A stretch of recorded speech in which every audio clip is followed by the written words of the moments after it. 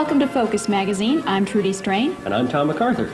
In tonight's show, we have a story on the Career Planning and Placement Office, a story on the King and Queen of Sweden who visited here at PLU last month, and a behind-the-scenes look at the broadcast media here at PLU, so stick with us.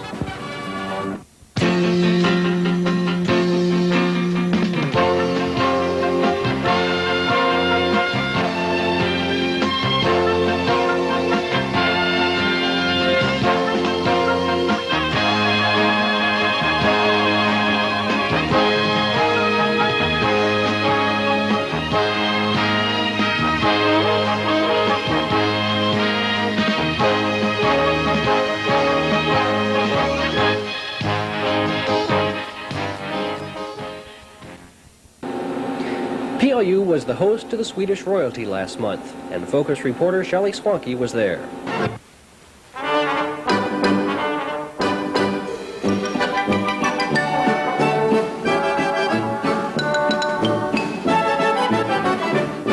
Ut i Stockholm kan man åka glatt minsann, och med sång och dans man får så kallad stimulans. Man blir i extas och snart ett danssteg tas, för då har Stockholm... November 17th brought some very special guests to the PLU campus. It was the King and Queen of Sweden. It was a great show of protocol and security. The route that they came to PLU was gone over 6 times before the actual event took place. Their first stop at PLU was a short visit with President Riki in his office in the administration building. Och de flickorna som man ser i en stad, de ursar mig, precis säg någonting för mig. De har kortklippt hår och deras kjol det går ju inte ens till knä. From there, the entourage advanced across Red Square, taking a short tour of PLU along the way, President Riki pointing out some of the sights. There was a great gathering of well-wishers to witness the King and Queen's visit.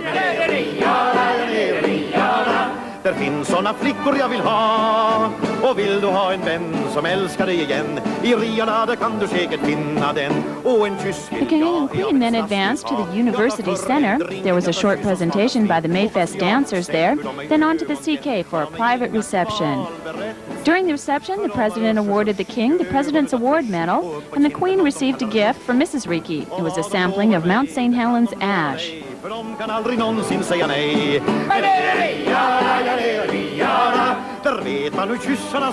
The King shared with the people at the reception some of his thoughts of what the Scandinavian program at PLU was doing.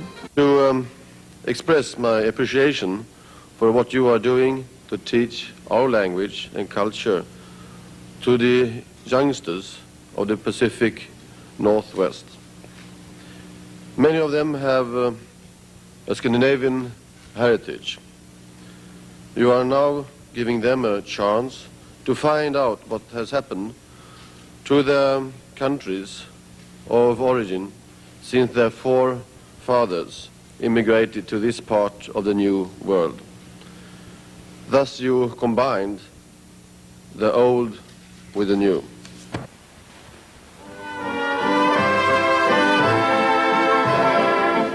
The King and Queen then left from the UC, heading straight for SeaTac Airport. Chicago was their next stop on their travels through the United States, part of the Scandinavian Today program.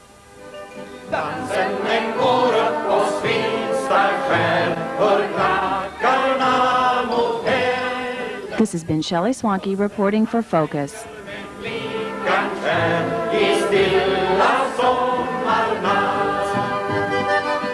There's a lot more to television than just what you see on your screen. Behind the scenes, there's a whole other world of cameras and equipment that never make it on TV.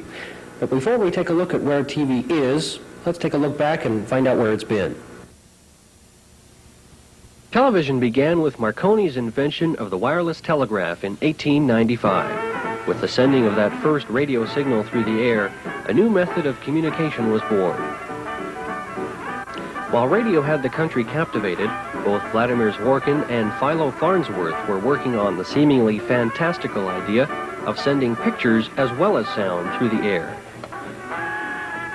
This tube, which you call an image dissector, is the television transmitting tube. Used with the lens, this tube is to television what the microphone is to sound broadcasting. By 1927, both Zworykin and Farnsworth had applied for patents. Central to the technical experiments of the late 1920s and early 30s was Felix the cat. You laugh so much your sides will ache, your heart will go pitter-pat. Watch and Felix, the wonderful cat. Felix was indeed the excellent model. He spent long hours under hot lights without complaining. Hardy Felix became a test pattern for the engineers toward perfecting picture resolution.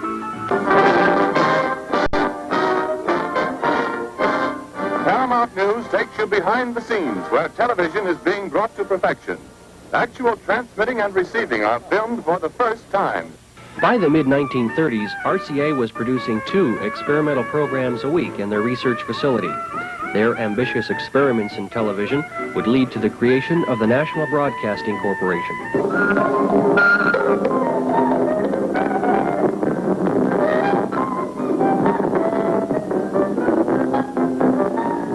Television was first introduced to the public at the 1939 World's Fair.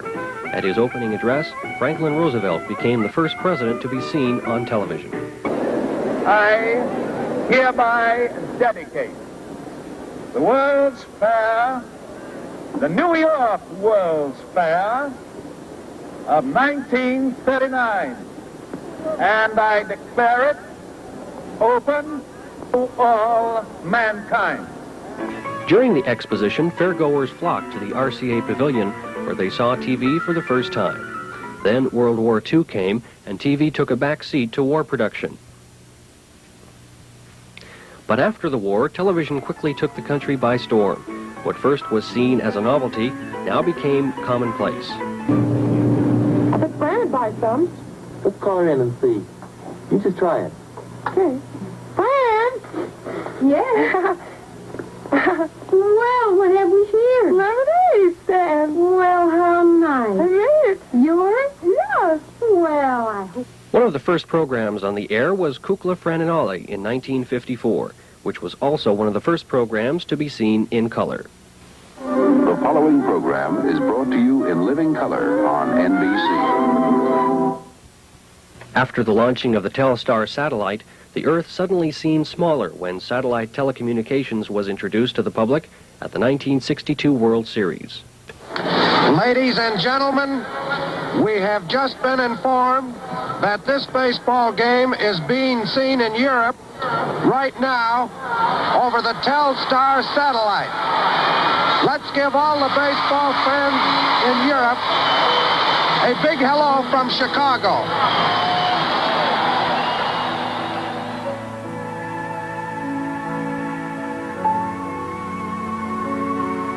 Since then, we've seen live color images from other countries and even from other planets.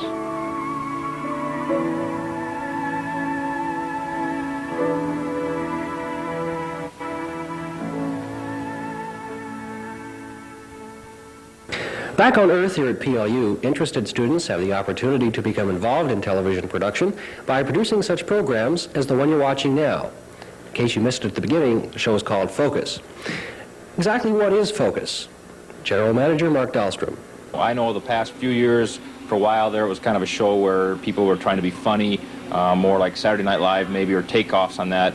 That's not necessarily bad, but it wasn't a news program like we're trying to do now. It's a change of scene, but that's what I want after spin. Well, you want to listen to it again?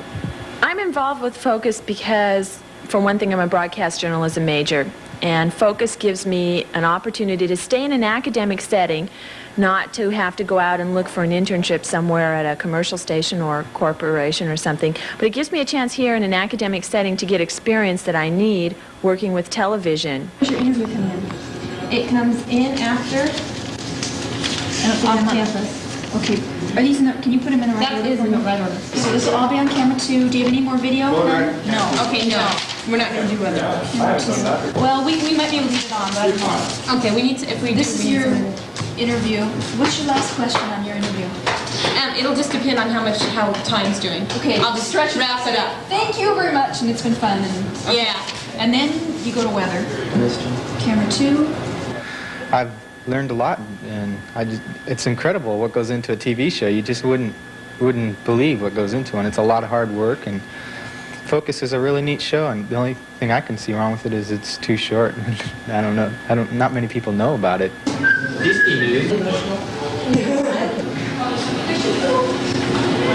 going to run through in about 2 minutes. Okay. It gives you the opportunity to work on projects and helps you to manage your time, see something from the inside out, work through a project to the end. It really helps you to develop skills that you're going to need in later life, whether or not you're involved in television. Hi, I'm Jill Beckman welcoming you to the Friday edition of Focus. Stay tuned for the latest in news, sports, and entertainment.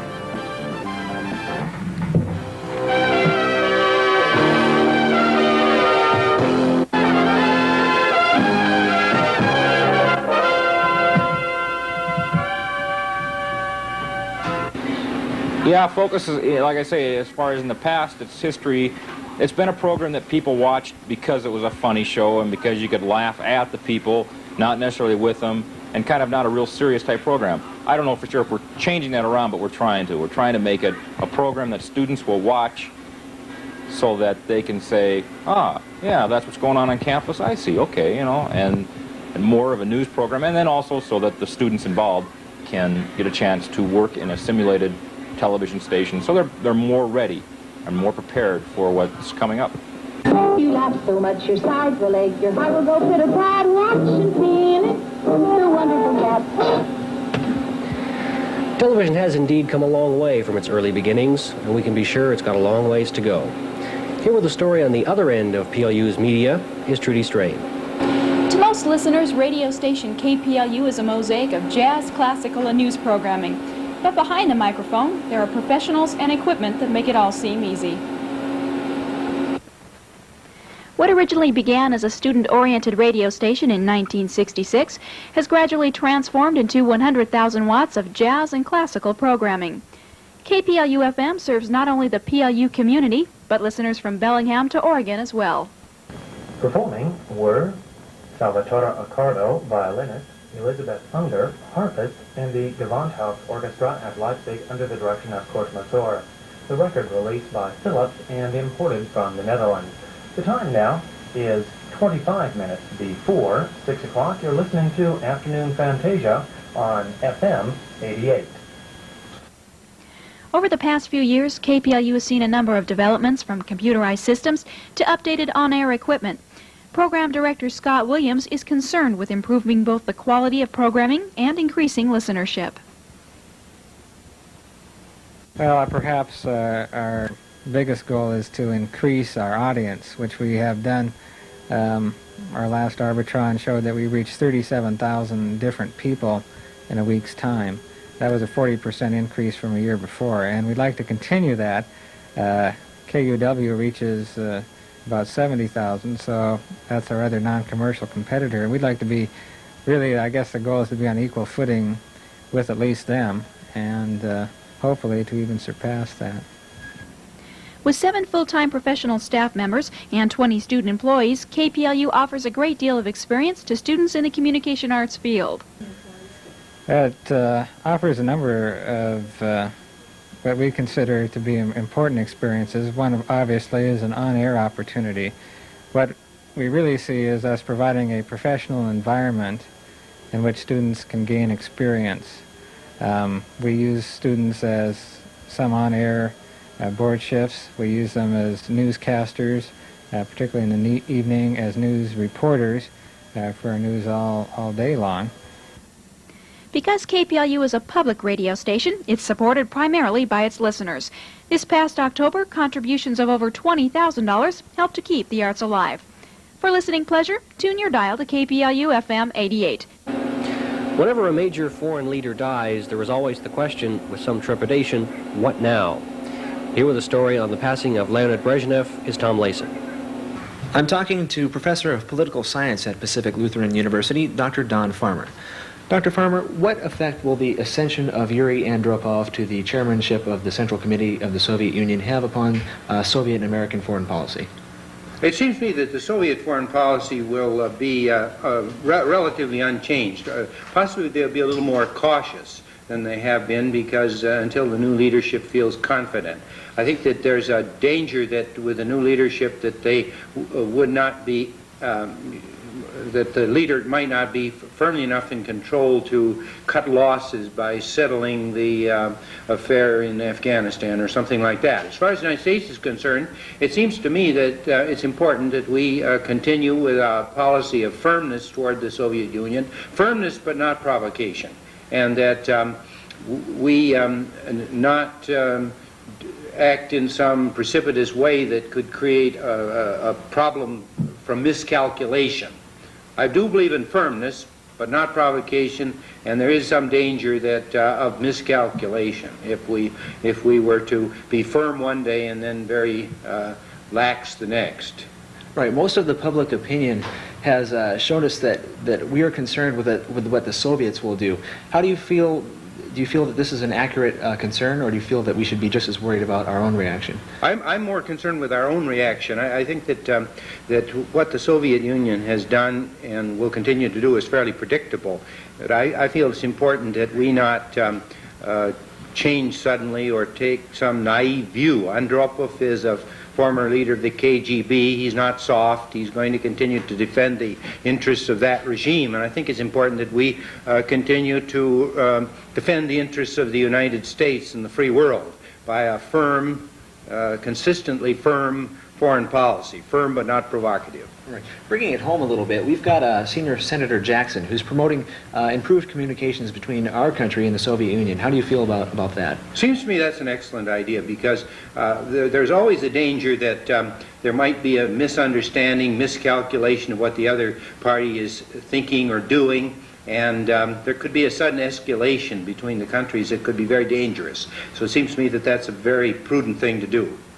Again, we can be firm in defending our own interests, but at the same time, we want to let the Soviet Union know where we stand and not cause some crisis through miscalculation. Right. Well, thank you very much for being with us this afternoon, Dr. Farmer. Thank you, Tom. I'm Tom Layson reporting for Focus Magazine. While Uncle Bob's cooking may not be quite like Mom's, PLU does have its own bakery right here on campus. With the story is Focus reporter Ann Stanglin. Many students don't realize that all the cookies, pies, cakes, and brownies they eat come from PLU's own bakery. It's located in the Columbia Center and has been there since it was built in 1963. Well, we bake pies, cakes, crisp, cookies, lots of cookies, and muffins, as we're baking today, and tea cookies. Okay, now Maxine's making some tea cookies for our Christmas parties and luncheons and special things that we're having. And she's trying to find something really showy here, putting some nice red coloring in it. With all of our cookies that we're making, different kinds, we have several different kinds and bar cookies that we use for Christmas, which PLU has become pretty noted for their tea cookies. So everybody looks forward to having them at Christmas time. After the goodies come out of the oven, where do they go from there? Well, they go in cabinets, and if they go up to the kitchens right away, then they leave here. Otherwise, they go in our freezer or our walk-in.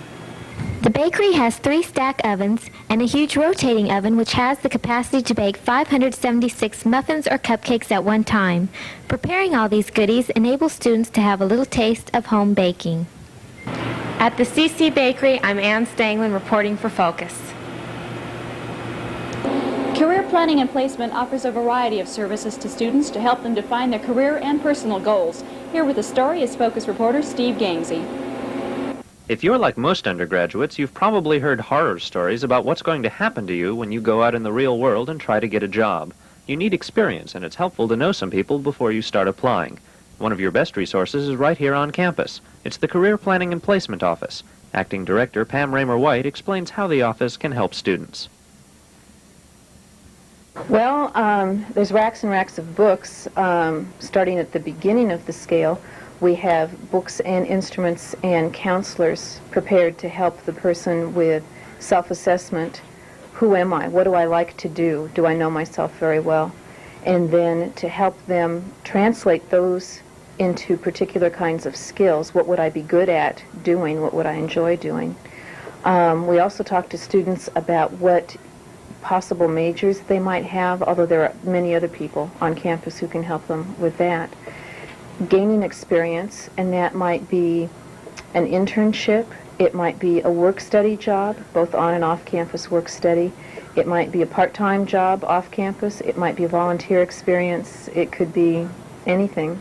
Does your office set up internships and these work experience jobs? Yes. And we also help people with writing resumes, interviewing, recruiter contacts, things like that. We can also help people once they are in the work world, whether that's as a student job or after they graduate, with things like career advancement, supervision skills, delegating, all the kinds of things that hopefully make you a better worker. So you don't necessarily have to be enrolled here to benefit from the office? No. To benefit from the office, one should ideally be associated with PLU in some way, though. We serve alumni in the same manner that we serve students. We serve faculty, staff, their spouses and children, and the spouses and children at direct family of students. So, for instance, if your mother is looking for a job, she could come in here and use our services. Thinking of the on-campus student, that's probably where most of your business comes from. What are some of the good majors to get into the working world? Obviously there's business or nursing, but what are some of the others? A good major is in the eye of the beholder. Good is a relative term. If you enjoy dealing with numbers and being specific about things, accounting might be a good major for you. Now, accounting is a very marketable major, but I, myself, hate numbers and hate things like that. And accounting would be an awful major for me, even though it's very marketable. I'd be a poor accountant. I probably wouldn't get a very good job. I wouldn't advance very quickly. So what I'm trying to say is, although I do plan to tell you what majors are the most marketable, people shouldn't jump on that major for that reason, because they might get a better job as a social worker, even though that's a very closed field, than they would as an accountant. Probably the most employable kinds of majors now are, as I've said, accounting, computer science, engineering of all kinds, and things in the health field like physical therapy, health technician kinds of things, health care worker, nursing falls into that, doctors fall into that. Some of the poorer fields right now would be social work or things that have to do with social service agencies. And that mostly is because of funding. If we see a major change in the economy or in the administration in Washington, that may change. Teaching is, in my opinion, not as bad as it used to be. How so? It's starting to get better. Teaching was in full swing when the people from the baby boom were in school, and then there was zero population growth, and there was a big drop. But now the baby boomers are having their own children, so the population within school districts is starting to increase again. But you're going to see it go through. First grade teachers will be needed before 12th grade teachers. We've sort of gone on the periphery of majors. What about someone who's really interested in history or they're interested in philosophy? Do they have any choice besides teaching? Oh yes, they have quite a choice. Most of our majors and any kind of liberal arts education have some things in common that are very good skills to have. Research is one of them. Writing is another. The ability to speak in public is, not all of the majors develop that, but quite a few of them do. And a business person who is looking for an employee is looking primarily for someone who has common sense, who can take information and draw conclusions from it, who can find the information to begin with, who works well with other people and can supervise other staff members. Being a business major does not necessarily give you all of those things. There may be a philosophy or history major who does that better. And part of the main thrust of what we try to do with students in here is to help them show that employer that they do have those skills. Won't they consider hiring somebody other than a business major for that job? From your experience with employers, what do they look for? I mean, obviously the college diploma is worth something, but there's a lot of discussion that it really isn't worth as much anymore. Do they want experience? Do they want good looks? What do they really want? That again depends on the field that someone's going into. Experience is by far the number one thing. That's why we concentrate so heavily on jobs and internships in here. Experience is number one. A college degree is very often prerequisite for professional kinds of jobs. Not always. For instance, computer science. Currently, you don't have to have a degree, a bachelor's in it. But as that field gets more filled, the criteria will become more and more, so people eventually will need a bachelor's in that. Good looks, as you mentioned, communication arts, as you're in. If somebody is doing on-camera work, very often looks can be important. If you had one piece of advice that you could offer to everyone who came through that door, what would you tell them? Know yourself. It doesn't sound very career-y, but it is. If you have no idea of what you want to do, or even if you're well on the way to a career, the Career Planning and Placement Office is worth visiting. After all, it's tough for college students to have too much job experience. I'm Steve Gangsey reporting for Focus Magazine.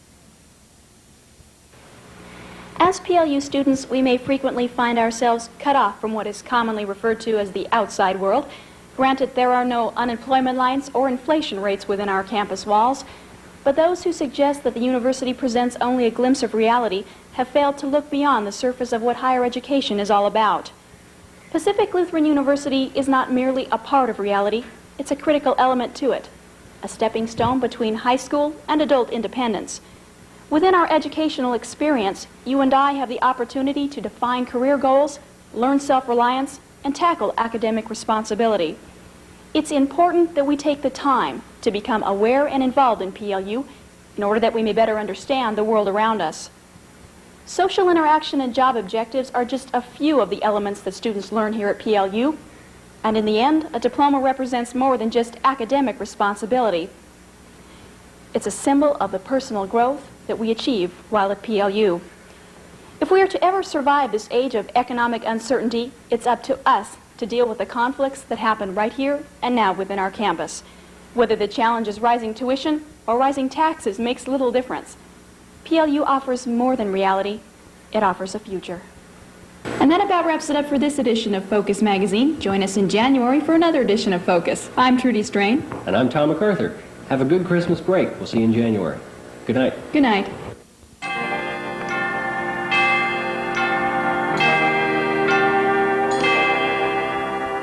Dashing through the snow in a one-horse open sleigh, o'er the fields we go, laughing all the way. Bells on bobtail ring, making spirits bright.